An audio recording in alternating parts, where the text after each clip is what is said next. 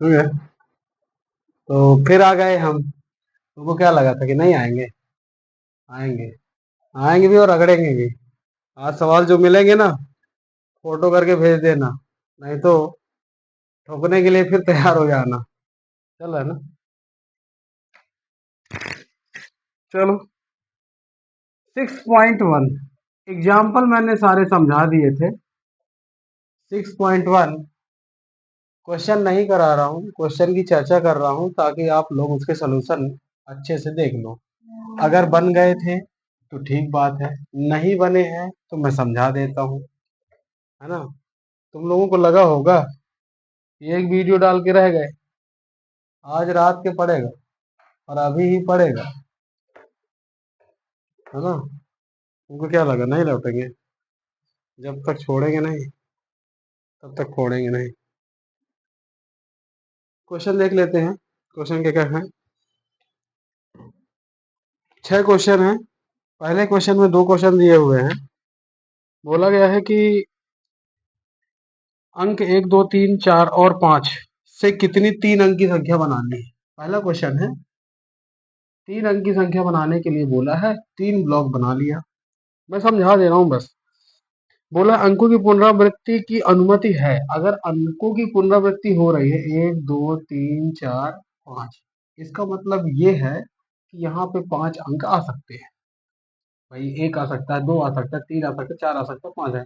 पुनरावृत्ति का मतलब है दूसरे में भी वही अंक आ सकते हैं और तीसरे में वही अंक आ सकते हैं। इसलिए इसका जो पहला पॉइंट का सॉल्यूशन हुआ, 5 × 5 × 5 की केसेस 125 का आंसर। उसके बाद 3 अंक की संख्या बनानी थी। क्वेश्चन ने बोला है दूसरे वाले पॉइंट में पुनरावृत्ति की अनुमति नहीं है। अगर नहीं है तो पांचों अंक पहले वाले बॉक्स में 5 तरीके से भर सकते हैं। तो 5 और एक भर जाएगा, पुनरावृत्ति नहीं है, इसका मतलब यहाँ पे 4 बचेंगे और अगले वाले में भी 3 बचेंगे। इसका मतलब ये हुआ कि सेकंड की क्वेश्चन में आंसर आएगा 3। सॉल्व कर देंगे। 5 5 को 20 23 60, this is the answer. Check कर लेना, पीछे मिला लेना, बाकी लगभग आ ही रहा होगा, क्या ही करना है। 125 और 60 आ रहा है। दूसरा क्वेश्चन, बाकी उस तरह से पूरी भाषा बना करके लिखना है, क्या कैसे लिखना होता है, ये सब बनाना पड़ेगा, सीखना पड़ेगा। और तुम लोग 11वीं पढ़ रहे हो तो कॉन्सेप्ट चाहिए बस। भाषा बनाना और लिखना ये सब तुम लोगों का काम है, ये कर लेना। 1 से लेकर 6 तक 3 अंक की सम संख्याएं बनाई जा सकती है यदि अंकों की पुनरावृत्ति की जा सकती है। अब 1 से लेकर के 6, 1, 2, 3, 4, 5, 6 सम संख्या बनाना है और 3 अंक की बनाना है। तो आपको तो पता चल गया कि सम संख्या के लिए यहाँ पे हमें 2 है, 4 है और 6 है, ये डिसाइड है।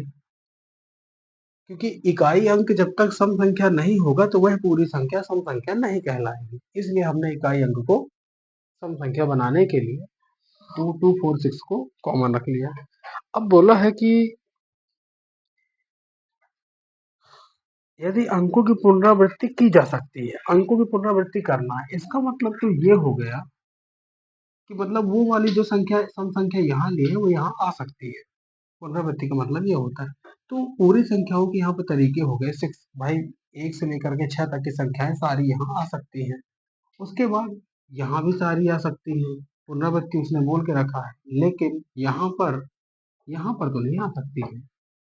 यहाँ पर सिर्फ 2, 3 और 6, इसका मतलब है 3 तरीके से ये आपस में इंटरचेंज कर सकते हैं। मतलब 6 × 6 × 3, 6 छक्का 36, और 36 का 3 से गुणा करेंगे तो 3 × 9 और 3 × 18, 108 के आसपास। इसका भी आंसर चेक कर लेना, देख लेना कितना क्या आ रहा है।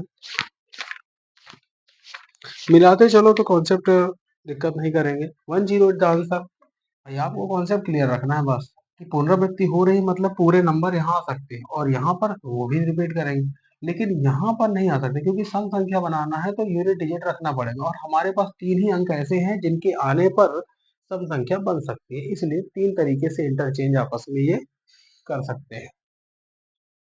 ये हो गया। फास्ट करा रहा हूँ, टाइम नहीं मिलता है इस समय, अध्ययन में थोड़ा सा ज्यादा टाइम देना पड़ रहा है ना? इसलिए थोड़ा लेट हो गया वीडियो, लेकिन ठीक है, अब क्या ही करेंगे, सीखना है तो इंतजार करना है। दूसरा हो गया है तीसरा क्वेश्चन। तीसरा क्वेश्चन बोला अंग्रेजी वर्णमाला के प्रथम 10 अक्षरों से कितने 4 अक्षर की कोड बनाए जा सकते। 4 अक्षर मतलब 4 ब्लॉक्स बना लीजिए। और उन्होंने बोला है यदि किसी भी अक्षर की पुनरावृत्ति नहीं की जा सकती, अगर ए से लेकर के 10 इजोटी टी ई जोटी जे फॉर इजोटी क्या होता है, EJOTY इजोटी 5 और 10 तो जे तक गया, ठीक है। अब ए से लेकर के जे के बीच में कोई भी रिपीटेड नहीं है, लेकिन 10 है, तो पहले वाले में तो 10 आ जाएंगे, दूसरे वाले में 9 आ जाएंगे, तीसरे वाले में 8 आ जाएंगे और चौथे वाले में 7 आ जाएंगे। तो किस तरह से मल्टीप्लाई कर लेते हैं, 8 सत्ते 56 और 9 पन्ना 45 और 9 छक्का 54। 4 5 5 10 और 9 छक्का 54, 5 9 45, ठीक है। 4 5 10 और जो लिखेंगे तो 50 40 हो गया। तो कितना आंसर आ रहा है, इतने तरीके से लिख जाएगा क्या कोड इसका, हो सकता है 50 40 सही आंसर, ठीक है। तो आप सभी का मल्टीप्लाई करना है नो डाउट, लेकिन मैं तो अपना इजी कर रहा था कि 8 सत्ते 56, 56 का 9 से गुणा किया तो 9 पन्ना 45, 450 हो गया, ना छक्का 54 हो गया, इनको जोड़ दिया 10 से मल्टीप्लाई, ठीक। कॉन्सेप्ट है, कॉन्सेप्ट से गुणा किया। गर्मी भी लग रही है, क्या ही करेंगे, सतना में पानी नहीं गिर रहा, तुम्हारी तरफ पानी गिर रहा भोपाल वालों को भेज देना रे।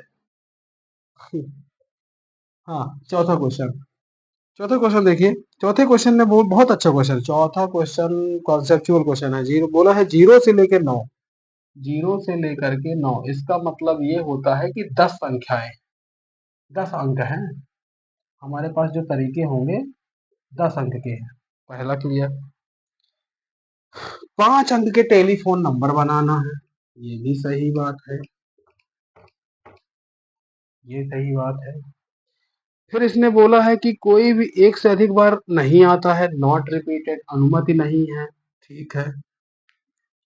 फिर बोला है कि नंबर प्रत्येक नंबर 67 से स्टार्ट है, तो 2 ब्लॉक तो खत्म हो गए है, ये रहे हमारे पास। इसका मतलब हमारे पास अब 3 अंक की संख्या के लिए, आप भाई ये तो पहले से फिक्स कर दिया गया है ना, तो इनमें तो कुछ होता ही हो ही होगा ही नहीं। अगर 67 फिक्स हो गया है तो आप ये मानिए कि 67 के आगे जो भी लिखना है कार्यक्रम यहाँ होना है, जो चुनने के तरीके हैं यहाँ, इनमें कुछ नहीं होना। ये 6 और 7 अंक हैं जो फिक्स कर दिए गए हैं, जो चीज फिक्स होती है उसकी काउंटिंग नहीं होती है। अब 3 ब्लॉक बचे हुए, बोला है कोई रिपीटेड नहीं है, तो यहाँ 10 में से कोई एक आ सकता है, 9 में से कोई एक आ सकता है और 8 में से कोई एक आ सकता है। तो हमारे पास तरीके कितने हैं 67 से स्टार्ट होके बनाने के, 90 और 9 8 72, 90 9 8 72 720। ये कितने अंक है यार इसमें, कोई भी एक से अधिक बार नहीं आता है। कुछ लफड़ा है क्या, मुझे ऐसा लग रहा है, कुछ तो लफड़ा है क्या। हम्म, एक मिनट, लफड़ा ये हो गया है, ऐसी ही गलती हो जाएगी ना तो बवाल मच जाएगा। वो इसलिए क्योंकि जब यह 6 और 7 यूज हो गए हैं तो 10 से अब कुछ घट गए ना, तो कितने घट गए, 2 घट गए, तो 8 बचे, 7 बटे और 6 बचे। अब इनका गुणा कर लेते हैं, 8 × 7 × 6, 8 7 56, और 56 का 6 से गुणा करेंगे, 6 पंचे 30 और 6 छक्का 36, 336, दिस इज द आंसर।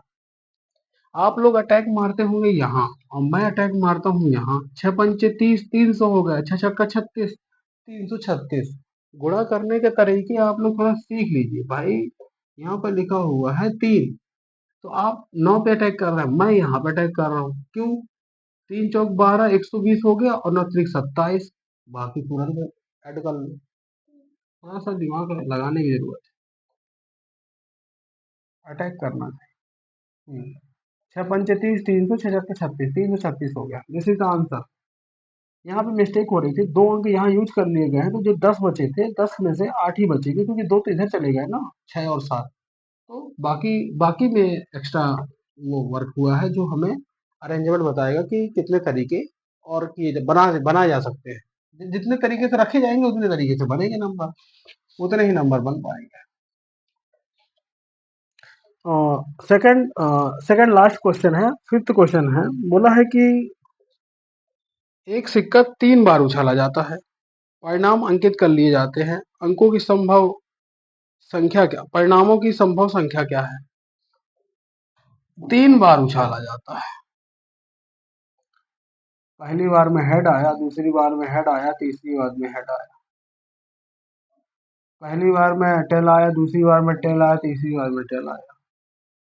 पहली बार में हेड आया, बाकी में टेल टेल आया। फिर पहली बार में टेल आया, दूसरी बार में हेड हेड आया। फिर पहली बार में हेड आया, टेल आया, हेड आया।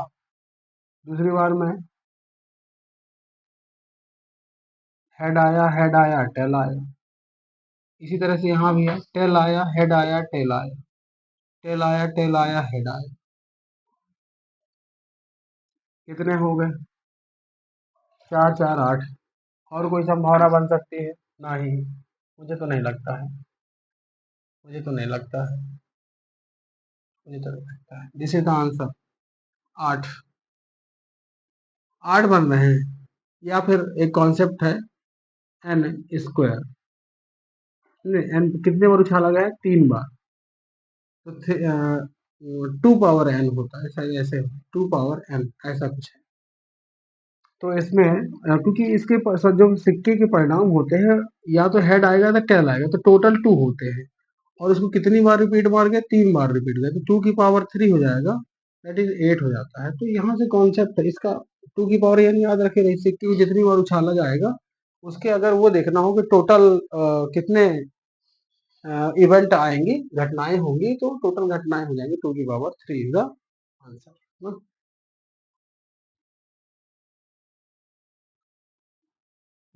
देखिए लास्ट क्वेश्चन है, लास्ट क्वेश्चन ये हो गया, पांचवा सवाल हो गया, 2 की पावर 3। या फिर डायरेक्ट लिख दीजिए और हो जाता है ना, समझने की कोशिश करिए तो सब हो जाता है।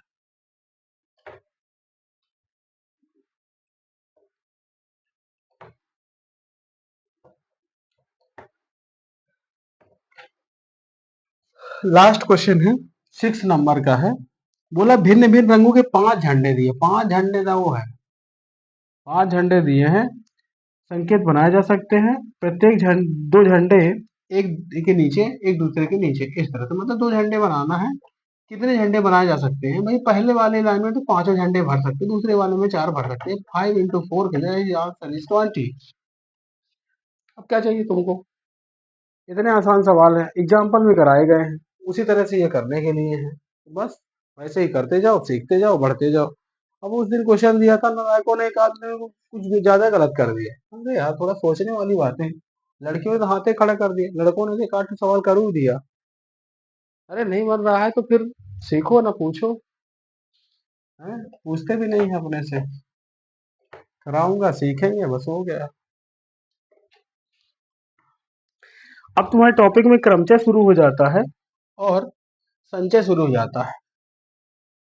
क्रमचय हेडिंग ना डाल लेना, होशियारी, होशियारी मार दो। क्रमचय और संचय। तो मैं ये सोच रहा हूँ कि ये थोड़ा ज्यादा फर्क नहीं है, संजय और संचय में ज्यादा फर्क नहीं है, क्यों सर? हाँ, सिर्फ जा और चा का फर्क है। हाँ, कायदे से बनाया जाएगा तो संजय ही लिख जाएगा। चल, क्रमचय और संचय।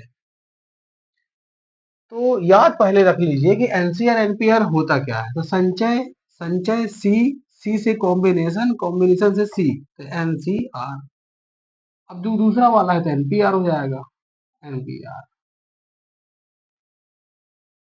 तो ये सीखने से पहले आप लोग क्रम गुणित को सीख लीजिए, उसके बाद आप सीखते रहिएगा क्रमचय और संचय। मैं आज क्रम गुणित तक ही जाऊंगा, मैटर बना के रखा है, लेकिन ये है ना कि इतना आज सिखा दूंगा फैक्टोरियल में कि तुम लोगों के ना होश ठिकाने हो जाएंगे कि कौनी जिंदगी में कहाँ बैठ के सीख रहे हो। हैं? स्कूल में कितना सीखा मेरे को नहीं पता है, कोचिंग तो जाते ही नहीं हूँ, और जाते हो और फिर देख रहे हो तो फिर और मजा लेना अपने मास्टर से कि कहाँ है क्रम गुणित, जिसे हिंदी में अ, लिखते, हिंदी में बोलते हैं फैक्टोरियल, इंग्लिश में फैक्टोरियल लिखते हैं। देख लीजिए। तो मैं ये हटा करके आपको एक बार क्रम गुणित के बारे में समझा देता हूँ। क्रम गुणित क्या बोलते हैं इसको? फैक्टोरियल, फैक्टोरियल है ना। फुल इंफॉर्मेशन दूंगा। फैक्टोरियल, इसका नोटेशन देख लीजिए क्या होता है।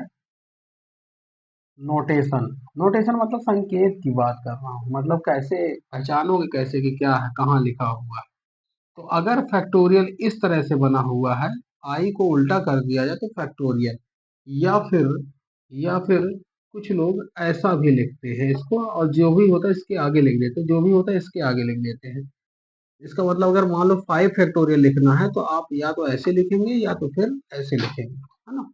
तो कोई भी तरीका है आपको लिखने का, तो आप ध्यान रखिए।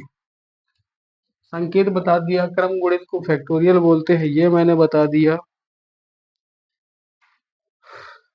तो अगर मैंने लिखा हुआ है क्रम गुणित, क्रम गुणित n, तो आप ये समझ गए, इसका मतलब है कि आप बोल रहे हैं ये अथवा ये। तो इस तरह से हम फैक्टोरियल n की बात करते हैं, क्रम गुणित। तो देख लेते हैं कि क्या है ये, किस तरह से बनता है, किस तरह से नहीं बनता है। फैक्टोरियल n को मैं थोड़ा सा डिस्टर्ब करता हूँ। देखिए, n फॉर नेचुरल, नेचुरल का गुणित 1 2 3 4 5, डैश डैश डैश डैश। अब यहाँ पर लिख दिया मैंने n, भाई गुणा होगा n तक जाएगा, n फैक्टोरियल। लेकिन आप समझ नहीं पाए अपना। आपको समझ में आ रहा है कि 5 से पहले वाला जो होता है वो एक कम है। अगर मान लो यहीं तक लास्ट होता तो 5 से पहले वाला एक कम है, तो n है, n से पहले वाला n से एक कम होगा। इसका मतलब आप समझ गए कि मैं क्या बोलना चाह रहा हूँ। भाई n है, n में एक घटा दो, n माइनस वन हो जाता है। तो ये है क्रम गुणित n। और कॉन्सेप्ट अगर सिखा मतलब समझना हो तो मैं यहाँ पर लिख सकता हूँ n minus two, n minus one और n।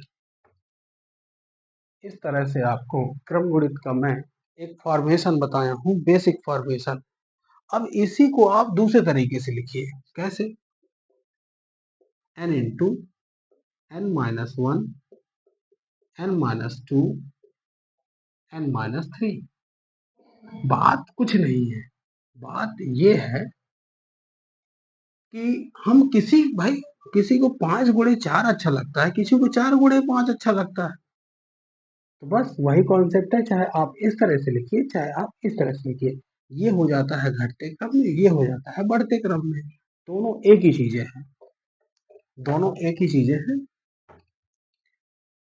और ये डॉट डॉट डॉट डॉट करके अब घट रहा है, तो फिर 2 आएगा, 3 से करें तो 3 आएगा, 2 आएगा और 1 आएगा। इस तरह से ये आपके कॉन्सेप्ट को सेट करता है। तो इसको इसके लिए हम कुछ यहाँ लैंग्वेज लिख देते हैं। प्रथम n प्राकृत संख्याओं, प्रथम n प्राकृत संख्याओं, प्रथम n प्राकृत संख्याओं का सतत गुणनफल का सतत गुणनफल क्रम गुणित n कहलाता है। क्रम गुणित n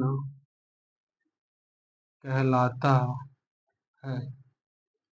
बोला था ना कि समझा दूंगा मैं अच्छे से। अब जिसका होश हवास होगा तो वो सीख लेगा, जिसके नहीं है तो क्या ही करेंगे हम, और क्या ही करेंगे तुम, हैं? और नहीं आ रहा मजा तो किताब उताब बंद करो और सो जाओ आराम से, हैं? सिखा दे रहा हूँ। ठीक बात है। तो आप लोग ये समझ रहे हैं कि ये जो चीज लिखी हुई है वो n प्राकृत संख्याओं का सतत गुण, सतत मतलब लगातार बढ़ते क्रम में, दिस इज ये। तो कुछ वैल्यूज हैं जिन्हें आप लोगों को याद रखना चाहिए, टॉप 5 तक याद ही रखिए, ताकि आपकी गुणनफल में कहीं भी दिक्कत जाए तो आपको सामने आए। तो मैं ये हटा दूं कि तुम लोगों को रट कर लिखना है, गणित वैसे भी रटी नहीं जाती है। लिख लो, लिखा रहा हूं तो लिख लो। जिस दिन भी मैं आया और कॉपी देखा या लिखा ना मिला तो कुट जाओगे फिर के, है ना? कॉपी प्रॉपर लिखी है ना?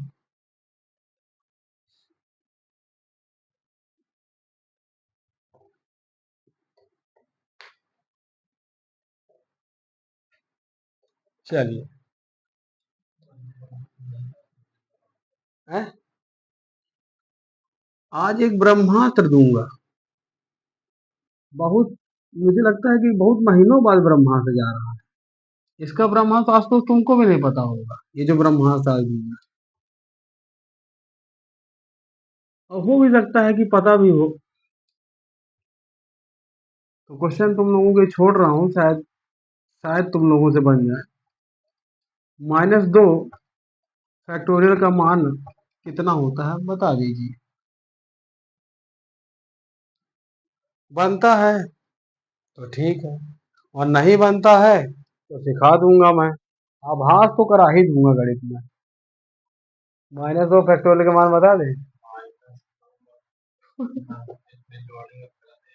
हाँ, हाँ, हाँ, ठीक है, गुड। तुमसे नहीं आता है, देखा, नहीं आता ना, तुमको आता है तो तुम जानते हो। चलो, 8 factorial, this is 1 factorial is 1, 2 factorial is 2 into 1, 3 factorial is 3 into 2 into 1, 4 factorial is 4 into 3 into 2 into 1, और 5 factorial is 5 into 5 into 4 into 3 into 2 into 1। Answer अगर आप देखना चाहें, 1 इसका होता है, इसका 2 होता है, इसका 6 होता है, इसका से अच्छा यहाँ हो गया था ना, तो 6 दूनी 12 कर दो क्या, 6 चौक 24, 6 चौक 24, यहाँ से इधर जा रहा है ना, ठीक, 24, तो ये तो 120 हो जाएगा, फिर पंचे 20 होता है ना, 120 हो जाएगा। इस तरह से आपको कौन से समझने होंगे कि मतलब फैक्टोरियल है, इसका मतलब ये हुआ कि आप वहां से लेकर के अंत तक जाइए। लेकिन फैक्टोरियल के अभी बहुत सारे कायदे कानून हैं, अपने आप में एक लिमिट है, जैसे कि जीरो फैक्टोरियल की वैल्यू कितनी होती है ये मुझे बता दो, तो मैं कोई जान जाए कि क्या होती है। एक फैक्टोरियल बता ही दिया है, जीरो फैक्टोरियल बता दो। कुछ लोग जीरो फैक्टोरियल की पता नहीं क्या बता देंगे। हम्म इसमें एक एक कॉन्सेप्ट और मैंने बताया, मतलब बताया क्या, कॉन्सेप्ट अभी बताया नहीं है, कॉन्सेप्ट है जिसको अच्छे सीखना जरूरी है। ये हटा दो, नहीं लिख लो, ये नोटेशन वोटेशन तो लिख ही लिया है, अब इसको हटा सकता हूँ मैं, है ना? हाँ, इसमें मैं ये बताना चाहता हूँ कि इसको कहीं भी रोका जा सकता है हमारे यूज के हिसाब से। कैसे? जैसे तो मैंने बोला कि 27 फैक्टोरियल लिखा हुआ है, और हमारा अगर काम पड़ रहा है कि 10 पे, 20 पे, 30 पे, तो आप इस तरह से कर सकते हैं कि 27 इंटू 26 इंटू 25 इंटू 24, और आपके पास रोकने के लिए था, आपने इसको यहाँ पे रोक दिया, रोकना। हम्म तो मैंने ये बोला कि हमारे ज़रूरत के हिसाब से फैक्टोरियल को कहीं भी ब्रेकआउट किया जा सकता है। जैसे मैंने देखा कि मेरे मान लो अपॉन में लिखा हुआ था 23 फैक्टोरियल, तो मैं समझ गया कि मैं इसको 23 तक रोकूंगा, पूरा से पूरा ये काट दूंगा। तो इस तरह से दिमाग लगा करके फैक्टोरियल को कहीं भी रोका जा सकता है, कहीं भी रोका जा सकता है, इस तरह से। तो आप लोग थोड़ा सा इसके नियम कायदे कानून जानिए। यहाँ जीरो फैक्टोरियल की वैल्यू कितनी होती है सर? जीरो फैक्टोरियल की वैल्यू जीरो होती है, अगर किसी ने ये बोला तो गलत बोला है, जीरो फैक्टोरियल की वैल्यू 1 होती है। जीरो फैक्टोरियल की वैल्यू 1 होती है, याद रखेंगे, है ना। मैं आज फैक्टोरियल पे चर्चा कर रहा हूँ, बस फैक्टोरियल पे ही चर्चा मुझे करनी है और पूरा फैक्टोरियल चर्चा करा के रखूंगा। तो इसमें एक आध दो लाइनें हैं, उसको आप लिख लेंगे और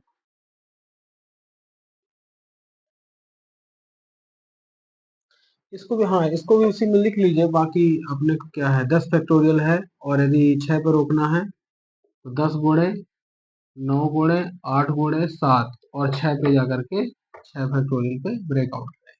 जीरो फैक्टोरियल की वैल्यू 1 होती है, याद रखे रहिए, कहीं भी लिख लीजिए।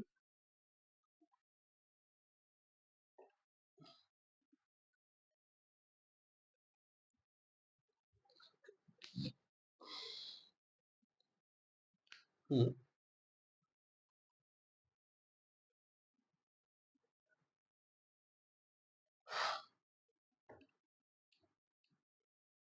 तो अब आई ब्रह्मास्त्र के बारे। सोते सोते तुम भी सुन लो। ब्रह्मास्त्र अच्छा है कॉन्सेप्ट, कॉन्सेप्ट बहुत अच्छा है।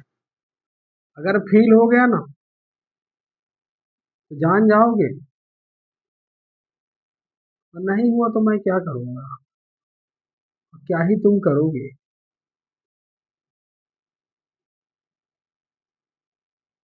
क्या?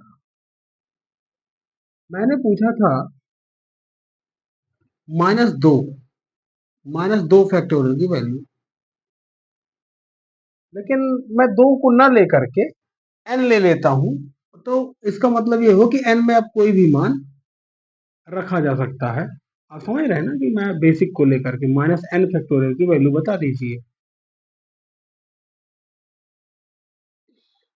ये मुंह से ना ही आवत है, काहे नहीं आवत है।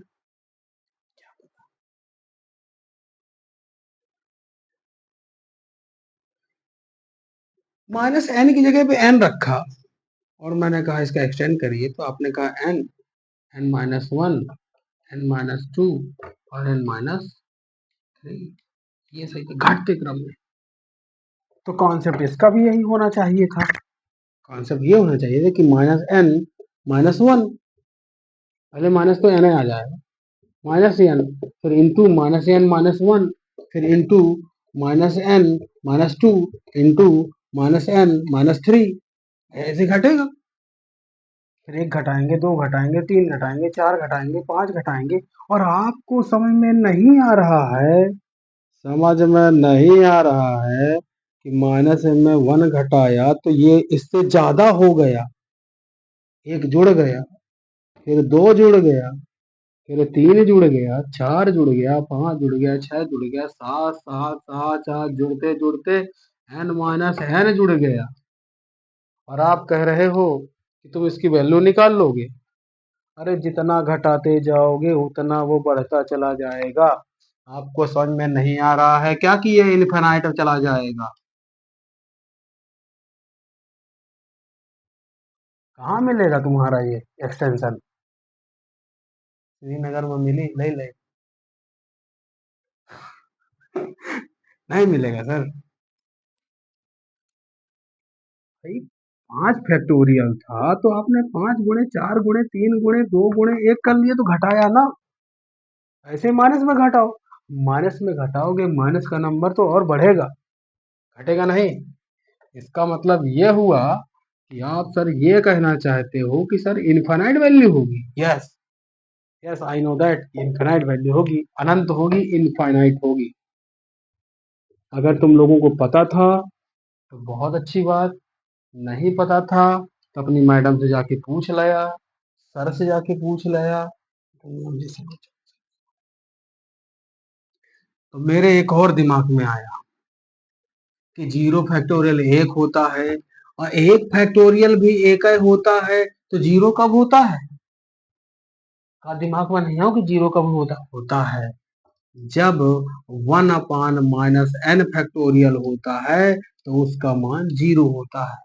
बोले कहे कहे कि जब 1/इनफाइनाइट होता है तो उसका मान 0 होता है। बोले कहे कहे कि 0 तभी बनता है जब किसी संख्या के बटे 0 हो जाता है और प्रमेय संख्या का हल ये कहता है कि 0/1 होता है बराबर 0 हो जाता है। ऐसे कॉन्सेप्ट आप पढ़ने पड़ते हैं, तब जाके आदमी हीरो होता है। लिख लो अगर कुछ जो भी लिखना हो। मैं 2 कॉन्सेप्ट बताने आया था इस ब्रह्मास्त्र में। 1/-n फैक्टोरियल की वैल्यू 0 होती है और n factorial minus n factorial की वैल्यू अनंत होती है, इनफाइनाइट होती है। और यहाँ पर एक ठैया नोट लिख लेख है 1 लाख के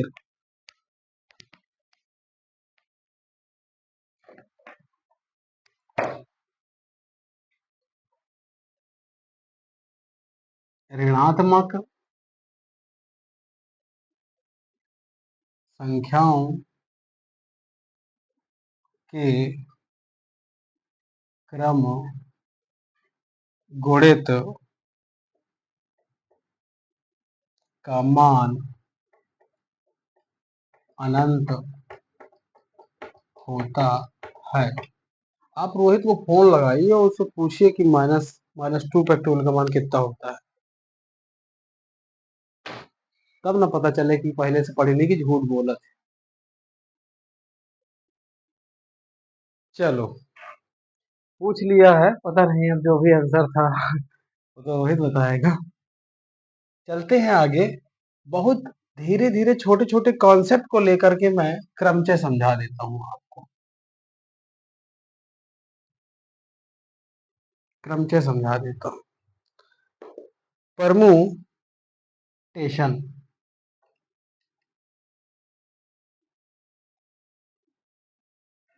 अगर आप कॉन्सेप्ट समझ गए तो मे बी कि आप जल्दी इसे समझ जाएंगे, और नहीं समझ पा रहे हैं कोई नहीं, टाइम लग जाएगा बस।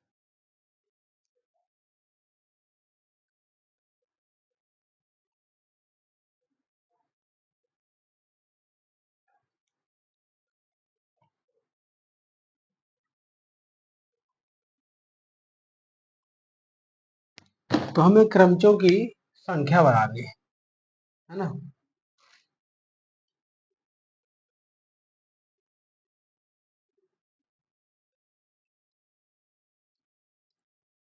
क्रमचयों की संख्या,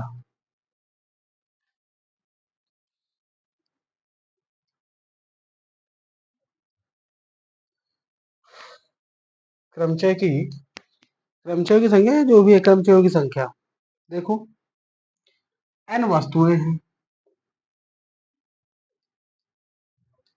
n वस्तुएं हैं, ठीक है।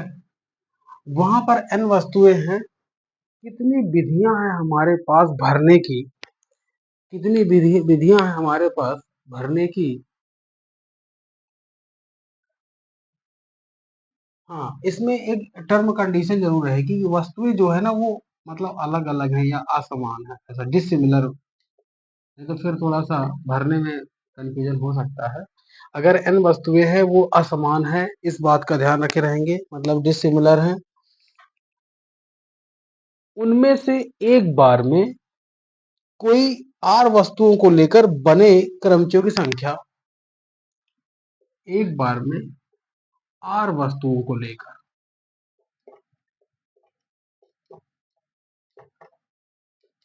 n असमान वस्तुओं में से एक बार में, अब एक बार में r वस्तु में से कौन सी आती है ये मुझे पता है।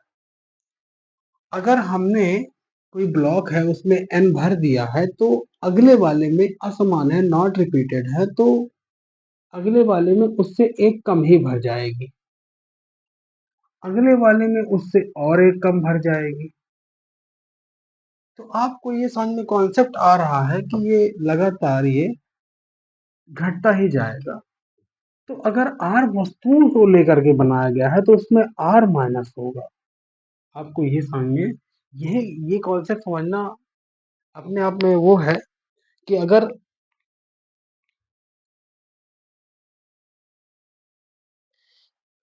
उसकी खाली स्थान में भरने की विधियां, तो अगर यहाँ से ये बढ़ रहा है r वस्तुओं को लेकर के n-r+1, ये कॉन्सेप्ट आपको समझना पड़ेगा कि किस तरह से ये घटते हुए बढ़ रहा है। जैसे जैसे रिक्त स्थान भरता जाएगा वैसे वैसे ही नंबर ये घटता जाएगा और ये इंक्रीमेंटल घटेगा। तो मैं क्या बता रहा था कि अगर n वस्तुएं हैं, असमान हैं, एक बार में भरना है, r वस्तुओं को लेकर के भरना है, तो जो भी रिक्त स्थान है पहले वाले में, मान लो अगर विधि चेक कर लो कितनी विधियां हैं। अगर प्रथम 2 स्थान में भरना है तो पहले में n, दूसरे में n-1। अगर 3 स्थान तक भरना है तो n, दूसरे में n-1 और तीसरे में n-2।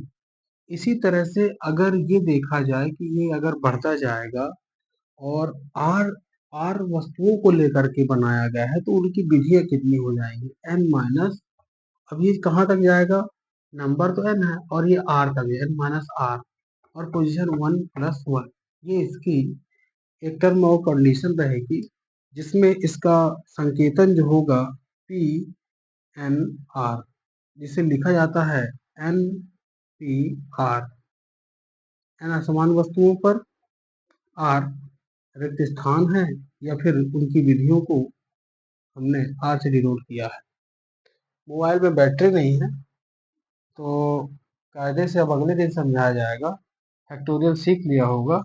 एनपीआर और एनसीआर, इन दोनों को समझने के लिए फैक्टोरियल का जानना बहुत जरूरी है। आज खूब सीख लिया होगा। मैं आगे पढ़ाऊंगा इसके एनपीआर को, उसके बाद फिर क्वेश्चन शुरू करेंगे ना। चलो मिलते हैं अगली घड़ी में।